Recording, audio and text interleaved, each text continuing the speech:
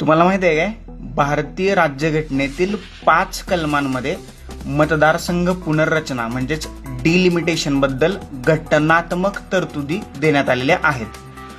कलम 81 मध्ये लोकसभेची रचना, कलम 82 मध्ये प्रत्येक जनगणनेनंतर मतदारसंघ पुनर्रचना, कलम 170 मध्ये राज्यांच्या विधानसभेची रचना, कलम 330 मध्ये लोकसभेमध्ये अनुसूचित जाती आणि जमातींना राखीव जागांद्वारे प्रतिनिधित्व आणि कलम 332 मध्ये राज्यांच्या विधानसभांमध्ये अनुसूचित जाती आणि जमातींना राखीव जागांद्वारे प्रतिनिधित्व याची माहिती देण्यात आलेली आहे.